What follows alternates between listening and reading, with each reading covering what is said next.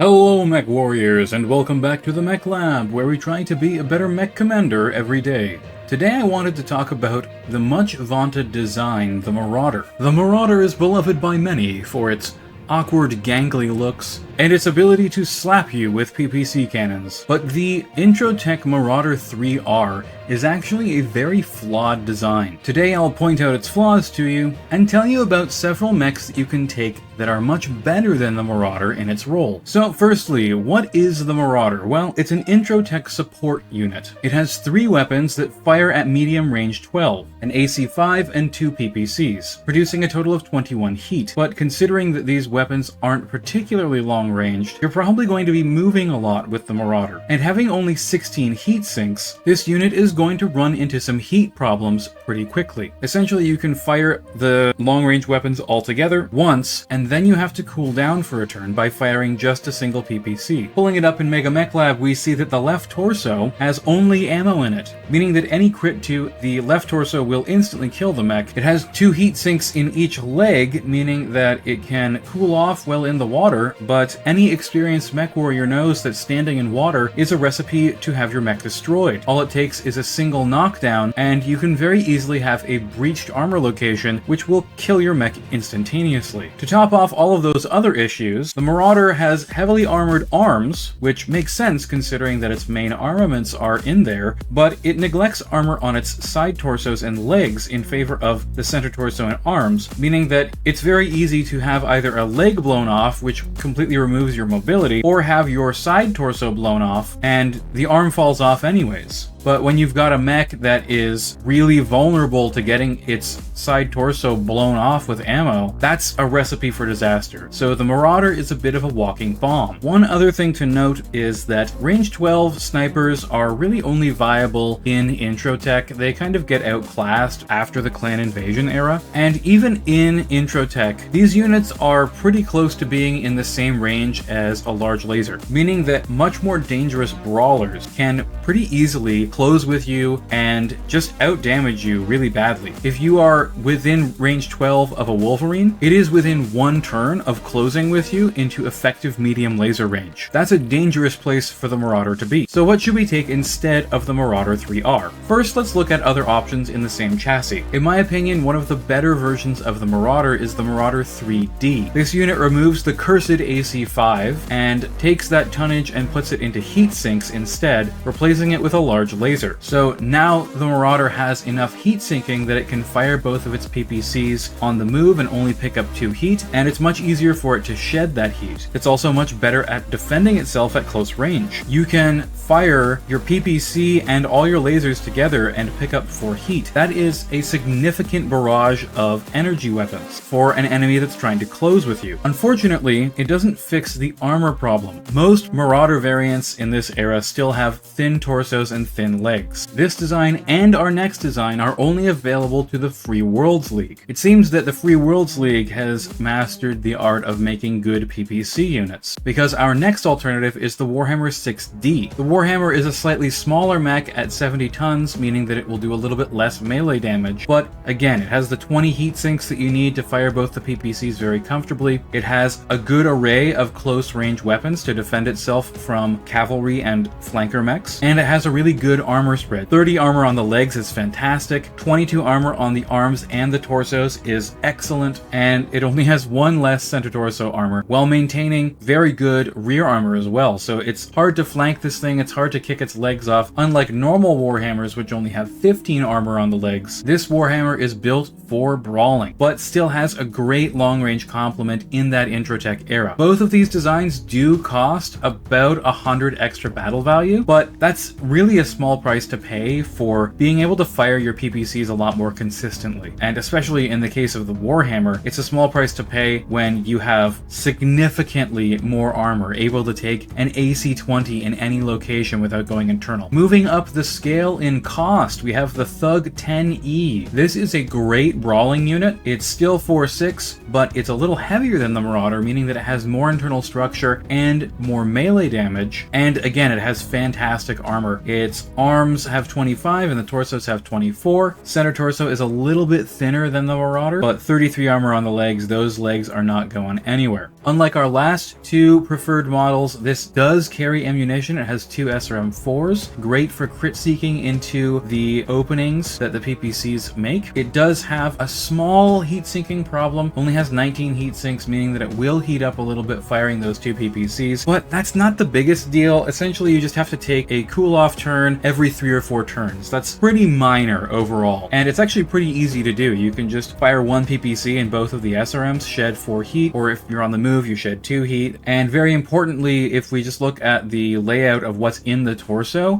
carrying the ammo, unlike the Marauder, has 3 other things that can get crit out in there. Maybe best of all, this thing is only about 30 more battle value than the Warhammer, despite being quite a bit better armored, having the same mobility, and doing a bit of extra melee damage. And like, for only 140 battle value more than the Marauder, you're getting an assault mech that will do that support role pretty well and can still come up and kick you in the teeth and take a real beating. Speaking of taking a real beating, everyone's favorite PPC boat, the Awesome 8Q, is our last recommendation here. Nearly maxed armor on an 80-ton mech. It is 1600 battle value. That is a big jump up from the 1500 of the Thug, but you can't really argue with those 3 PPCs. The Awesome does have less mobility than our other options here. It really is more dedicated to being that long-range fire support, because without that 4-6 movement, it's very unlikely that it's going to be getting that 2 TMM,